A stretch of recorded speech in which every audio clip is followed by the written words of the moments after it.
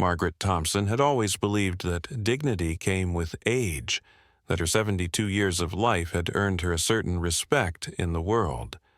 She was wrong. Standing in the marble-clad lobby of Eastbrook Women's Medical Center, her hand resting protectively over her 7-month pregnancy, she felt the weight of every judgmental stare. This wasn't supposed to happen.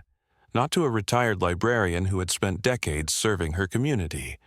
Not to a woman whose miracle pregnancy had come after years of heartbreak and hope. But as the pristine glass doors closed behind her that sweltering Atlanta morning, Margaret was about to discover that money, education, and a lifetime of respectability meant nothing when prejudice wore a white coat. Before we go any further, comment where in the world you are watching from, and make sure to subscribe because tomorrow's story is one you don't want to miss. The morning had started with such promise. Harold, her 74-year-old husband and retired federal judge, had kissed her goodbye with the gentle reverence he'd shown throughout their unexpected journey to parenthood. "I'll meet you there as soon as this Supreme Court briefing ends," he'd whispered, his weathered hands cradling her face with the tenderness of a man who had waited decades for this moment. Margaret had smiled, adjusting her soft blue maternity dress, modest, appropriate, the kind of outfit that had served her well through countless parent-teacher conferences and library board meetings. She felt prepared, dignified, ready for what should have been a routine glucose tolerance test, a milestone in their high-risk geriatric pregnancy. But the moment she approached the reception desk, something shifted. The young blonde receptionist's smile faltered, her eyes scanning Margaret with the kind of assessment usually reserved for suspicious packages. The waiting room, filled with younger women in designer handbags, seemed to collectively hold its breath. Margaret felt it then, that familiar sting of being seen as an anomaly, a woman too old, too presumptuous to claim space in this temple of maternal care. She straightened her shoulders, drawing on 7 decades of grace under pressure, and announced her appointment with the quiet authority of someone who had never been denied service anywhere. What happened next would shatter every assumption about safety, respect, and human decency that Margaret had carried through her long life. Dr. Victoria Sterling entered the examination room like a storm cloud, her cold gray eyes immediately cataloging Margaret's worth and finding it wanting. The accusations came swift and vicious, questions about paternity delivered with surgical precision, suggestions that a woman her age seeking pregnancy was grotesque and selfish. But it was the theft allegation that transformed a medical appointment into a nightmare. A missing Cartier watch, a pregnant elderly woman alone, security guards who saw only what they expected to see. As Margaret found herself detained in a windowless basement room, her phone confiscated and her dignity stripped away, she couldn't know that Harold was already moving through the clinic's corridors like justice incarnate. She couldn't know that her husband's federal credentials and decades of legal expertise were about to collide with institutional prejudice in a way that would change everything. All she knew was the flickering fluorescent light above her head, the cold plastic chair beneath her, and the terrible realization that in America, even at 72, even while carrying new life, she was still seen as disposable. The reckoning was coming, swift and absolute. But first, Margaret would have to endure the longest hour of her life. The examination room felt smaller with each passing second, as if the walls were slowly closing in around Margaret Thompson. At 72, she had weathered countless storms in her life. The Great Recession that nearly cost her the family home, the cancer scare that had stolen 2 years of sleep, the heartbreak of 3 decades of failed pregnancies, but nothing had prepared her for the cold calculation in Dr. Victoria Sterling's gray eyes. "So, you're Margaret Thompson," the doctor repeated, her voice carrying the kind of disdain usually reserved for something unpleasant stuck to the bottom of one's shoe. She moved around the examination table like a predator circling prey, her pristine white coat rustling with each deliberate step.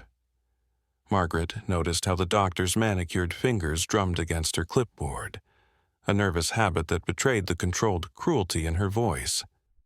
Margaret straightened her shoulders, drawing on 7 decades of dignity. "Yes, Dr. Sterling. I believe we discussed my case over the phone last week. The high-risk pregnancy protocols, the specialized monitoring." "High risk is an understatement," Dr. Sterling interrupted, her lips curling into something that might have been a smile if it contained any warmth. "A woman your age attempting pregnancy is frankly irresponsible.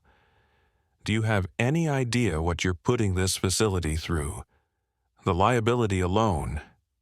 The words hit Margaret like physical blows. She placed a protective hand over her 7-month belly, feeling the baby shift restlessly inside her, as if sensing the hostility in the room. "Doctor, I've followed every protocol.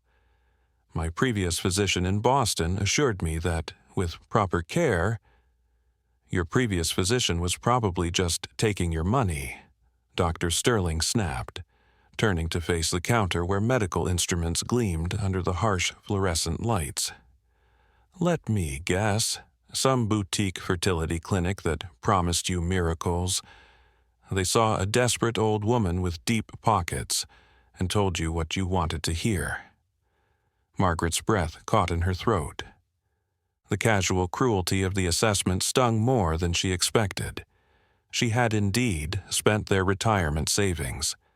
Harold's federal pension, her own teacher's retirement fund, the money they had set aside for their golden years, all of it poured into the dream of holding their own child. But it hadn't been desperation that drove them.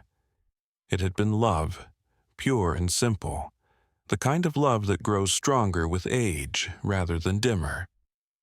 "My husband and I made this decision together," Margaret said quietly, her voice steady despite the tremor in her hands. "We've been married for 48 years. We've wanted this child for most of that time." Dr. Sterling let out a harsh laugh that echoed off the sterile walls. "Your husband, right. Let me paint you a picture of what I see walking through these doors every day. Women like you, abandoned by men who promise them the world, left holding the bag when reality sets in. Where is this devoted husband of yours now? Couldn't even be bothered to show up for your appointment." The accusation hung in the air like poison gas.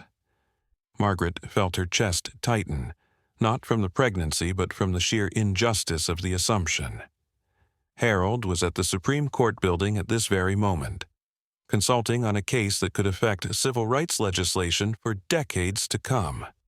He had kissed her goodbye that morning with tears in his eyes, apologizing profusely for the scheduling conflict, promising to race across town the moment his briefing ended.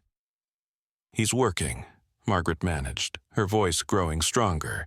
"He's a federal consultant. He'll be here shortly." "Of course he will," Dr. Sterling said with mock sympathy, turning back to her clipboard. "They always are, aren't they? Until they're not. Until the bills pile up, until the sleepless nights begin, until reality crashes down on their little fantasy." Margaret watched as the doctor moved to the counter, her movements becoming more agitated. Dr. Sterling began rearranging instruments that were already perfectly organized, her fingers dancing nervously over syringes and monitoring equipment.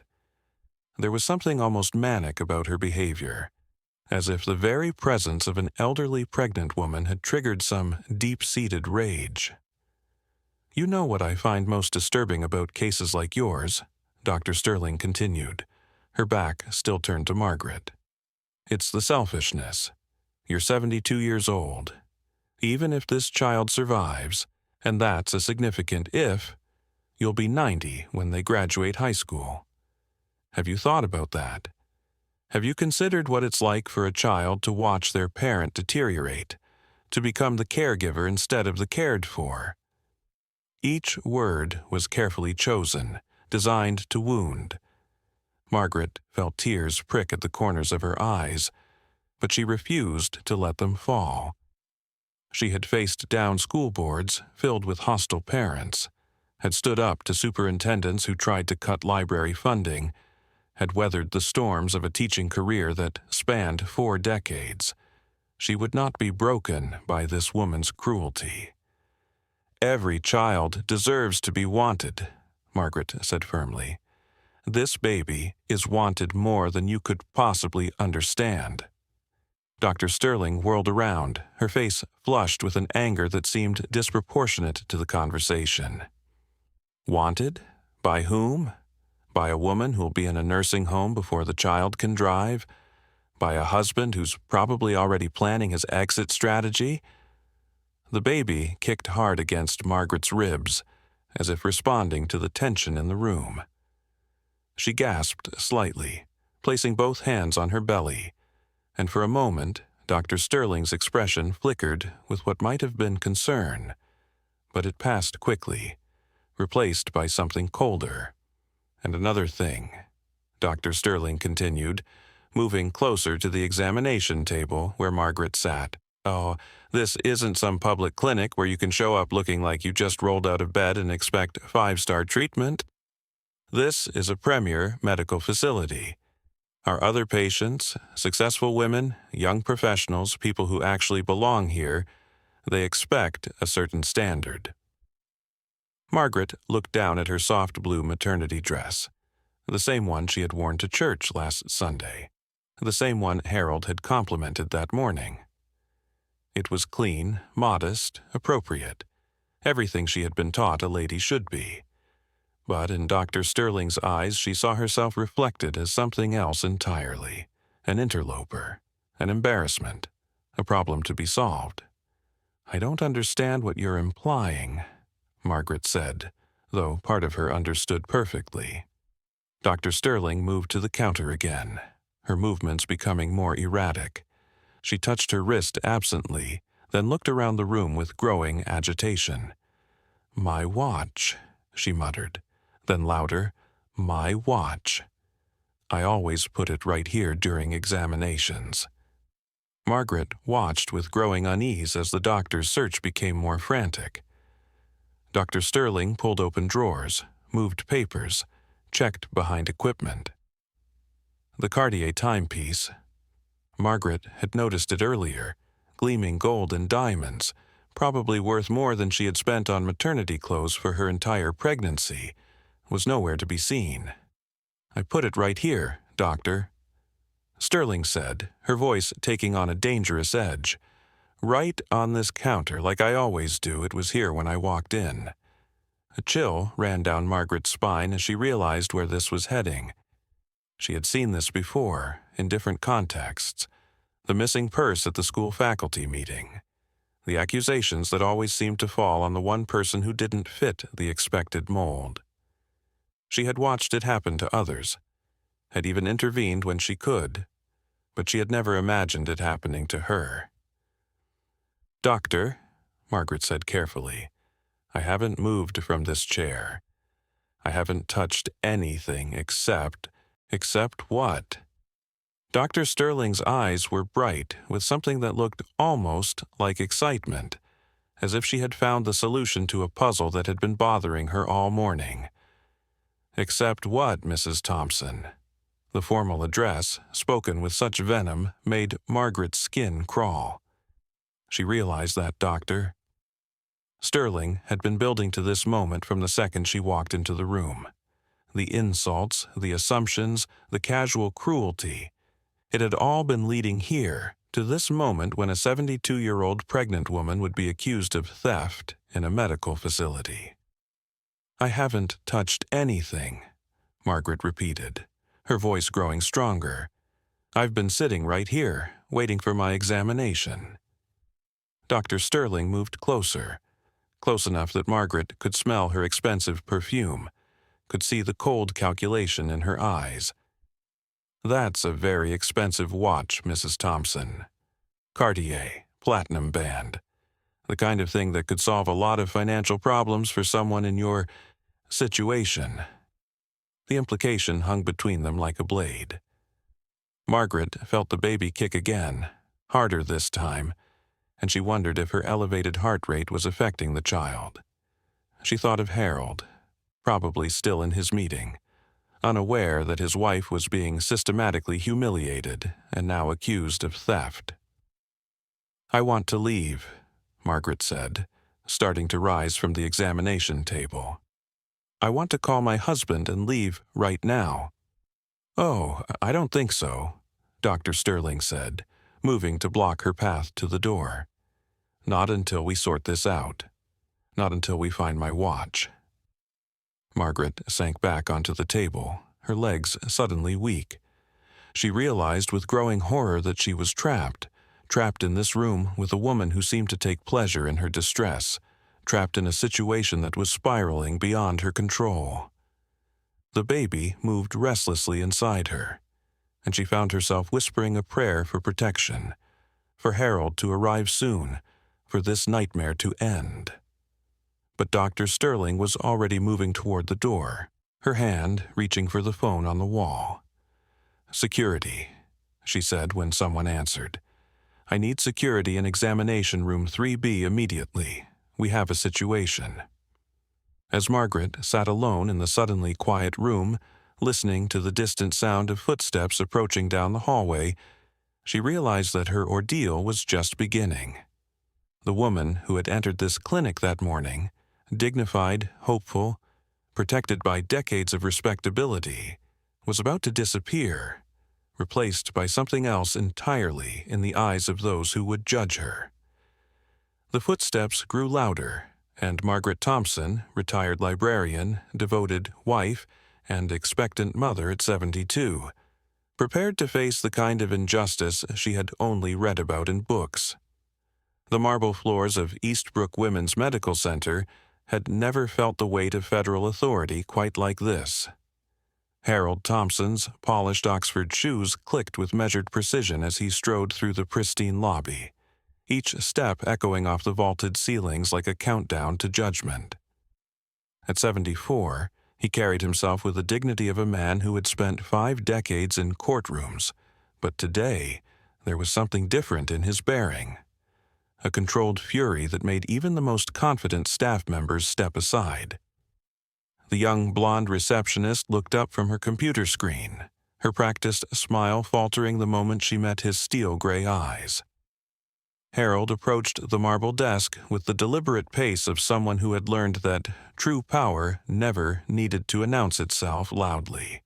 His charcoal suit was impeccable, the gold Department of Justice pin gleaming on his lapel like a badge of reckoning. "Good afternoon," Harold said, his voice carrying the weight of decades spent commanding courtrooms. "I'm looking for my wife, Margaret Thompson.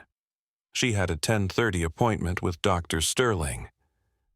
The receptionist's fingers hovered over her keyboard, trembling slightly. Something in Harold's tone, not raised, not threatening, but absolutely immovable, made her stomach clench with dread. Let me check, sir.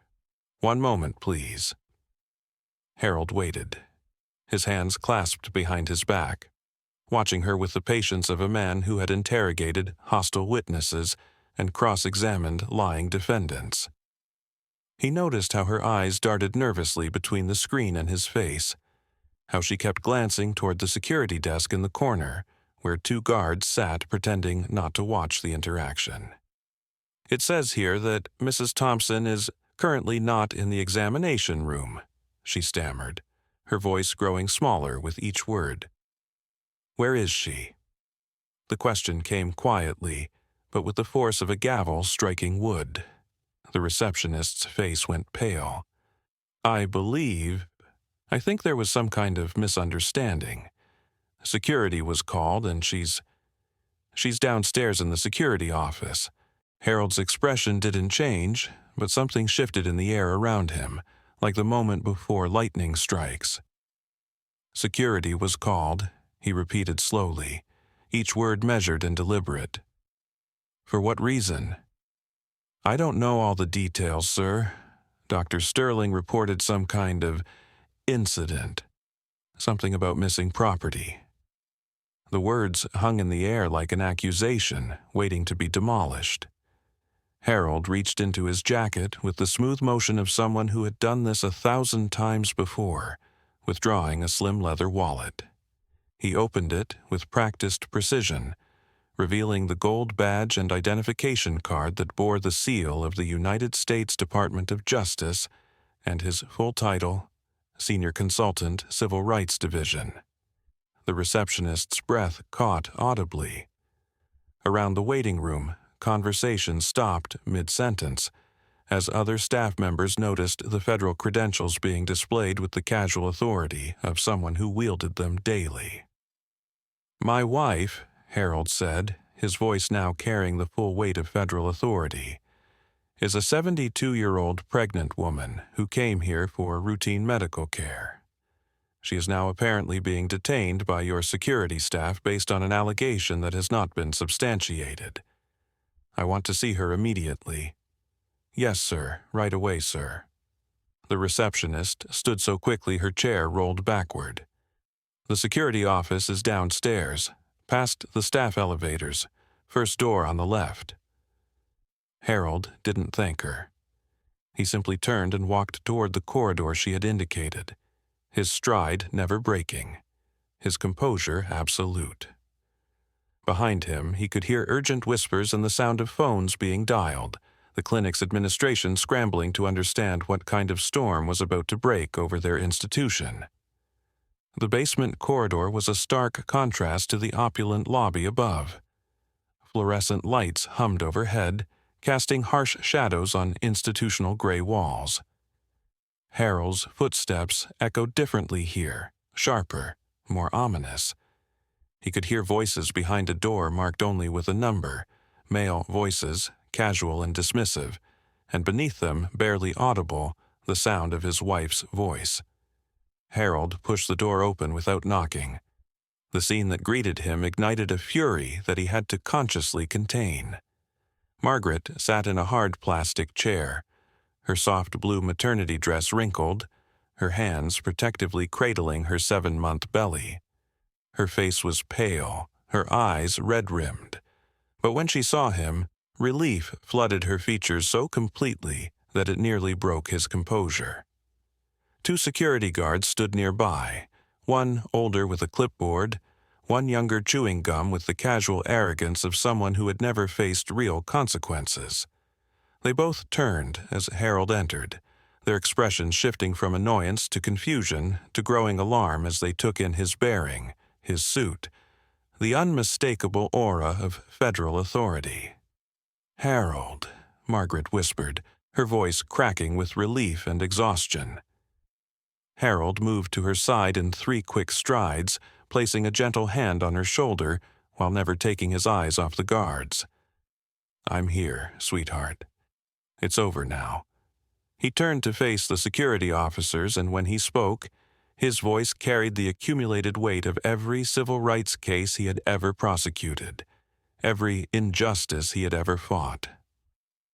"Gentlemen, I am Harold Thompson, Senior Consultant with the Department of Justice Civil Rights Division. You are currently in violation of multiple federal statutes by illegally detaining my wife without probable cause, without access to counsel, and without due process." The younger guard's gum chewing stopped abruptly. The older one shifted his weight nervously, suddenly aware that this was no longer a routine detention of a suspected shoplifter. "Sir, we were just following protocol," the older guard began. "Dr. Sterling reported a missing watch and identified your wife as—" "As what?" Harold's voice cut through the explanation like a scalpel. "As the only black woman in the facility? As someone who looked like she didn't belong in your pristine medical center? Because I guarantee you that's the only identification that took place." The guards exchanged glances. suddenly understanding that they were facing someone who knew exactly how these situations unfolded, someone who had built a career dismantling the very assumptions they had operated under. "I want to see the surveillance footage," Harold continued, his tone brooking no argument. "Right now, every camera angle, every timestamp, from the moment my wife entered this facility until this moment. We're not authorized to—" the younger guard started. Harold's badge appeared in his hand again, held steady at eye level. "You are now. I'm invoking immediate federal oversight under Title VII of the Civil Rights Act. Any delay in compliance constitutes obstruction of a federal investigation." The older guard moved quickly to the wall console, his hands shaking slightly as he began queuing up the security footage. The monitors flickered to life, showing multiple camera angles of the clinic's corridors and examination rooms. "Show me the examination room where my wife met with Dr. Sterling," Harold commanded. The footage rolled, timestamp reading 10:41 a.m. Margaret entered the room alone, moving carefully due to her pregnancy. She sat in the chair indicated, never approaching the counter, never touching anything except the door handle and the chair itself. At 10:52 a.m., Dr. Sterling exited the room, glancing at the counter, touching her wrist, then leaving with visible agitation. "Freeze it there," Harold ordered. "Zoom in on that counter." The image sharpened, revealing a gleaming gold watch. Clearly expensive, clearly visible, sitting exactly where Dr. Sterling had left it. Continue the footage. At 10:54 a.m., a cleaning attendant entered briefly, straightened some papers, then left. The watch remained untouched.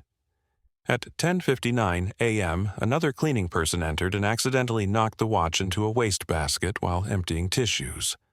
The person didn't notice, simply continued with their routine and left.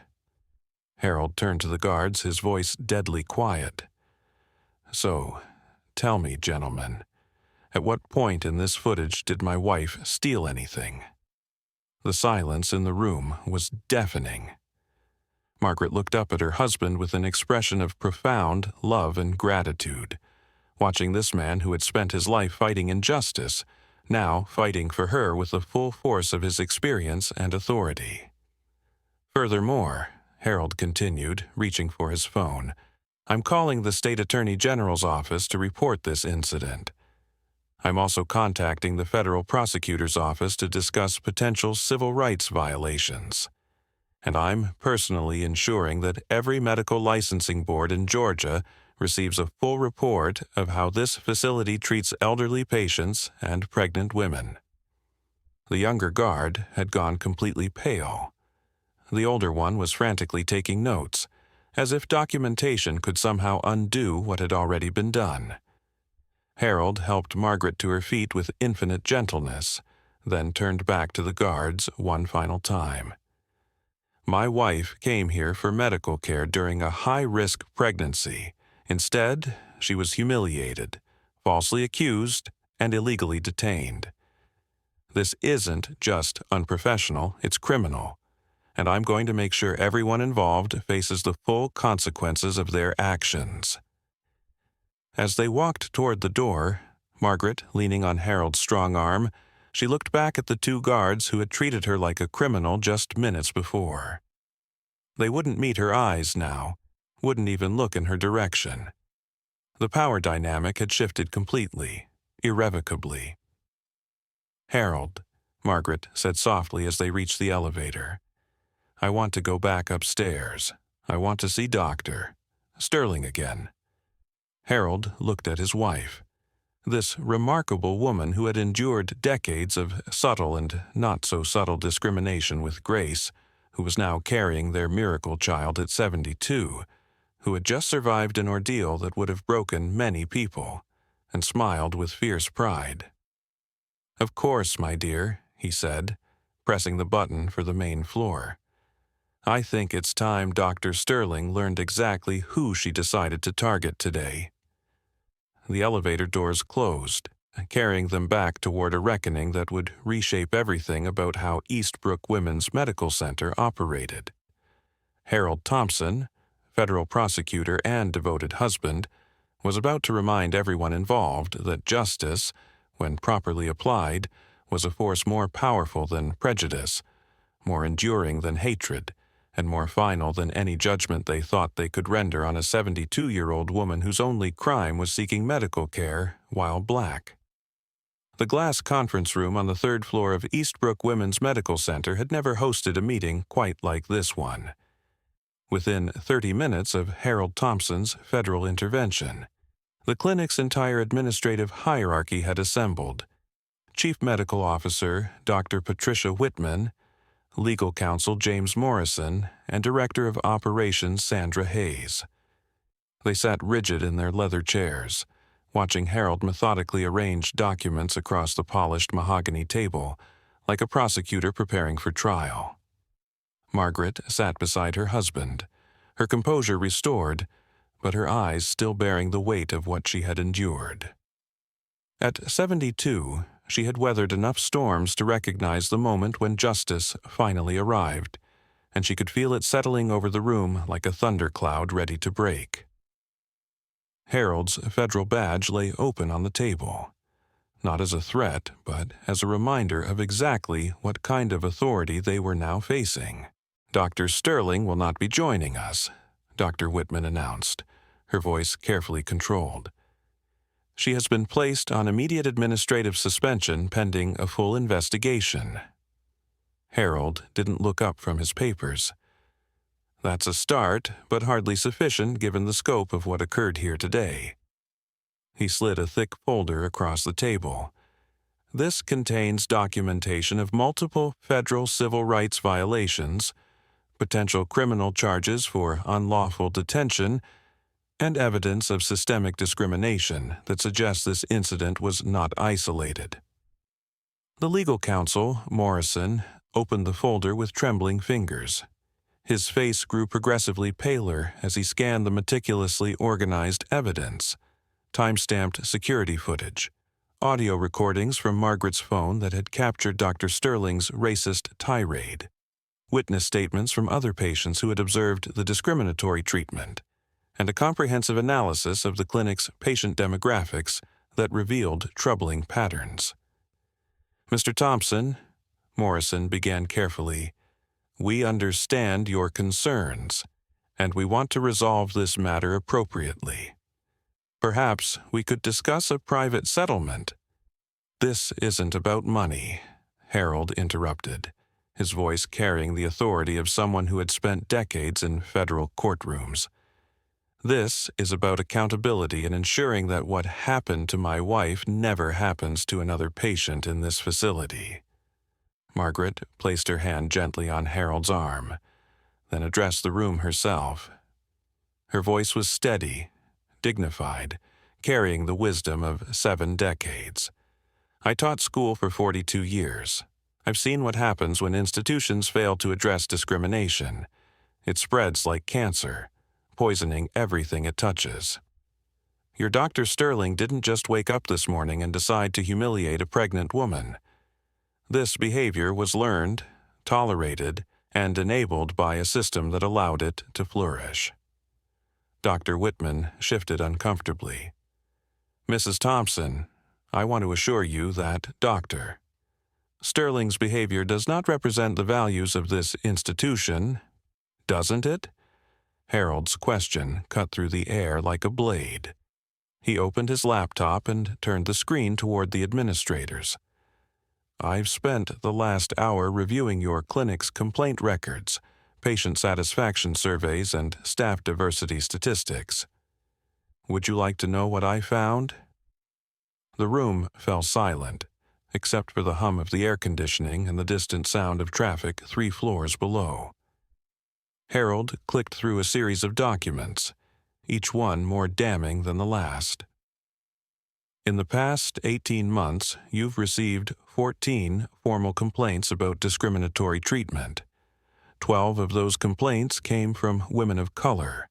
11 involved accusations of theft or inappropriate behavior.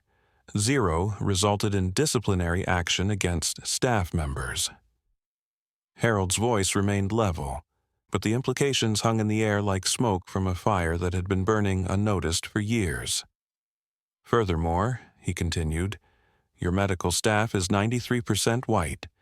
Your security personnel are 100% white, and your patient demographics show a clear pattern of minority patients being referred to alternative facilities at rates significantly higher than statistical norms would suggest. Margaret watched as the administrators exchanged glances, their carefully constructed denials crumbling under the weight of documented evidence.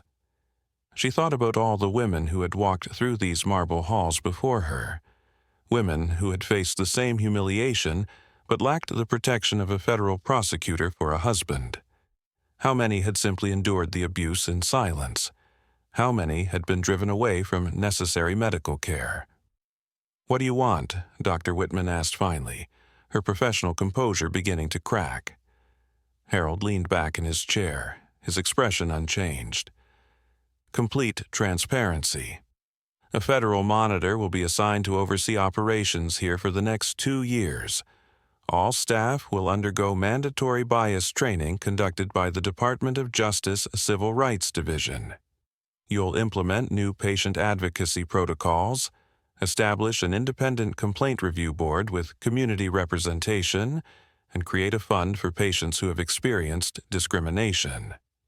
That's quite extensive," Morrison stammered. "It's also non-negotiable," Harold replied. "The alternative is a federal lawsuit that will make national headlines, congressional hearings, and the potential loss of all federal funding, including Medicare and Medicaid reimbursements. I estimate that would cost this facility approximately $47 million annually." The precision of the figure, clearly calculated in advance, sent a chill through the room. These administrators had built their careers on cost-benefit analyses, and Harold had just presented them with mathematics they couldn't argue against. Margaret felt a strange mixture of satisfaction and sadness watching these powerful people squirm in their expensive suits. She had spent her life believing that education and respectability would protect her from the worst forms of discrimination. Today had shattered that illusion, but it had also revealed something else, the power that came from refusing to accept injustice quietly. "There's one more thing," Margaret said, her voice cutting through the tension.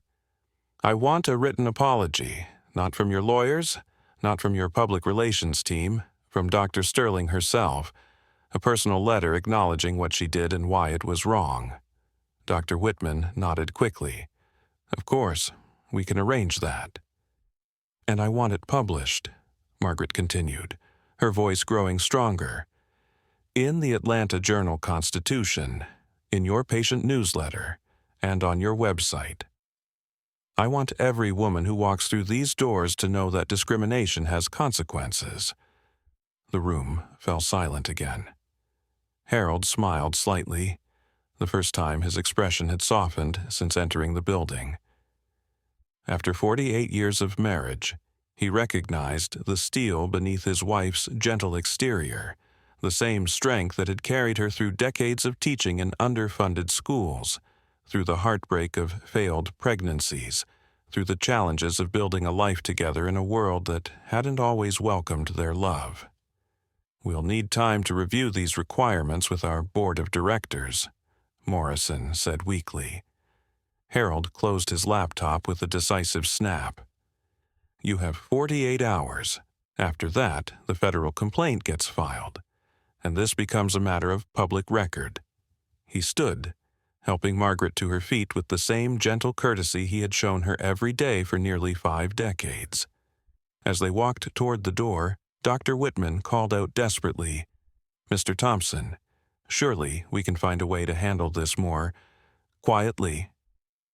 Harold paused, his hand on the door handle. When he turned back, his expression carried the accumulated weight of every civil rights case he had ever prosecuted, every injustice he had ever fought. Dr. Whitman, my wife is 72 years old and 7 months pregnant with our first child. She came here seeking medical care and was treated like a criminal because of the color of her skin. There is nothing quiet about that kind of cruelty, and there will be nothing quiet about the consequences. The elevator ride to the lobby passed in contemplative silence. Margaret leaned against Harold's shoulder, feeling the baby move restlessly inside her, as if sensing the emotional turbulence of the day. When the doors opened to reveal the pristine marble lobby where her ordeal had begun just hours earlier, she straightened her shoulders and walked out with her head held high. The young blonde receptionist looked up as they passed, her eyes wide with a mixture of curiosity and fear. Margaret paused at the desk, placing her hand gently on the marble surface. "What's your name, dear?" she asked kindly. "Ashley," the young woman whispered. "Ashley, I want you to remember something. Every person who walks through those doors deserves to be treated with dignity and respect. It doesn't matter what they look like, how old they are, or whether they're alone. They're human beings seeking help, and that makes them worthy of your best efforts. Do you understand?" Ashley nodded, tears forming in her eyes. "Yes, ma'am, I'm sorry about what happened to you." Margaret smiled, the first genuine smile she had managed since entering the clinic that morning. "Thank you, sweetheart. That means more than you know." As they walked through the glass doors into the warm Atlanta afternoon, Harold took his wife's hand in his. "How are you feeling?" Margaret looked back at the imposing building, then down at her belly where their miracle child continued to grow despite the trauma of the day. "I'm feeling like we just changed something important," she said. "Not just for us, but for everyone who comes after us." Harold squeezed her hand gently. "Justice has a way of rippling outward, doesn't it?" "Yes," Margaret replied, her voice carrying the quiet satisfaction of someone who had faced down injustice and emerged victorious. "Yes, it does." The sun broke through the clouds overhead as they walked toward their car, and for the first time that day, Margaret Thompson felt truly safe. Not because the world had suddenly become less hostile, but because she had learned something powerful about her own capacity to fight back. At 72, pregnant and proud, she was just beginning to understand the full scope of her own strength. 3 months later, Margaret Thompson stood in the same marble lobby of Eastbrook Women's Medical Center, but everything had changed. In her arms, she cradled baby Eleanor, healthy, perfect, and born exactly on schedule despite the trauma her mother had endured. The clinic bore little resemblance to the institution that had humiliated her that terrible morning. New protocols were everywhere. Patient advocacy posters lined the walls, diversity training certificates hung behind the reception desk, and a community oversight board now met monthly in the very conference room where justice had been served. Dr. Victoria Sterling's medical license had been permanently revoked after a federal investigation revealed a pattern of discriminatory behavior spanning years. The 2 security guards had been terminated, their actions now part of a Department of Justice case study on institutional bias. The clinic itself had paid a 7-figure settlement, funds that established the Thompson Foundation for Dignified Health Care, ensuring no elderly patient would face such treatment again. Margaret addressed the gathered crowd of medical professionals, civil rights advocates, and community leaders with the wisdom that only comes from surviving injustice and emerging stronger. "Dignity isn't negotiable," she said, her voice carrying across the lobby where she had once stood alone and vulnerable. "At 72, carrying our miracle child, I learned that age doesn't protect you from prejudice, but courage, backed by justice, can protect others from experiencing what we endured." Harold stood beside her, Eleanor sleeping peacefully in his arms, 3 generations representing the triumph of love over hatred. The Thompson legacy would ensure that every person seeking medical care, regardless of age, race, or circumstance, would be treated with the respect that should be every human being's birthright. Have you or someone you love ever faced discrimination in healthcare settings?